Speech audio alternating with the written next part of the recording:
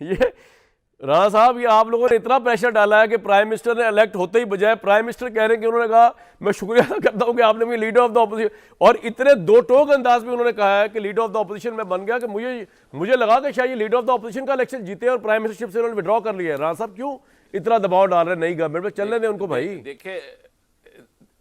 देखे इस तरह ही है जैसे चाइनीज किसी रेस्टोरेंट पे जाए ना तो ऑर्डर देते हैं स्पेशल चाइनीज सूप, उसमें सब कुछ ही पड़ा होता है, पता नहीं होता ये खा क्या रहे हैं, ये सूप में चिकन है, ये बीफ है, ये क्या है। ये इसी तरह ये इनके दिल के अंदर की बात निकली है कि मैं ऑपोजिशन भी हूँ, क्योंकि हकीकी जो जमात जीती है वो पीटीआई जीती है और बड़ी वाज़ेह अक्सरियत से जीती है।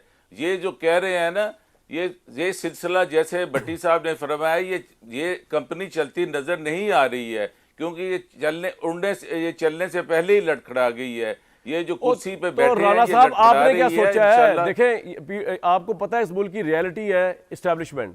मैं आपको दावत फिक्र दे के ब्रेक पे जा रहा हूं।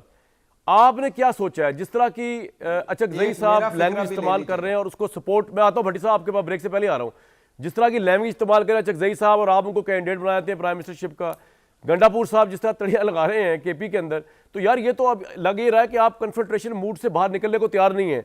इस्टेब्लिशमेंट से आपको कन्फ्रंट्रेशन पहले भी महंगी पड़ी है, या आपको आज भी महंगी पड़ी। मैं आपको एज आपका वेल विशर बता रहा हूँ, मैंने इमरान खान साहब को भी कहा था कि ये आपको बहकाने वाले लोग हैं जो कहते हैं कि इदारों से या इदारों के आला अफसरों से इस्टेब्लिशमेंट लड़ जाओ।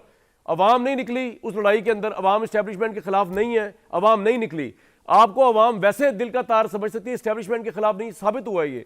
जितनी दफा इमरान साहब ने मार्च कॉल दी इस्टेब्लिशमेंट, वो नहीं हुआ। तो सर कुछ सोचे इस बारे में। आपका सियासी हरीफ आपसे फायदा हासिल कर रहा है, आपकी जो जंग आपने शुरू की हुई है उसका फायदा आपको तो नहीं हो रहा, तो आपको नुकसान हो रहा है।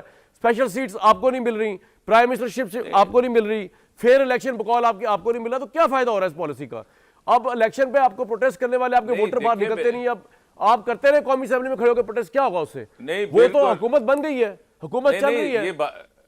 मैं आपसे ब्रेक के बाद पूछ लूं, गुजारिश मेरी सुन लें। ब्रेक के बाद ये सवाल छोड़े जा रहा हूं आपके लिए। नहीं मेरी आप ब्रेक के बाद जवाब दे दीजिएगा तफसील से, ये सवाल आपके। लेकिन भट्टी साहब, शहबाज शरीफ साहब वाली बात पे कुछ कहना चाहेंगे आप, जो लीडर ऑफ द अपोजिशन को उन्होंने कहा था, कुछ कहना चाह रहे थे आप? फिर मैं ब्रेक लूँ।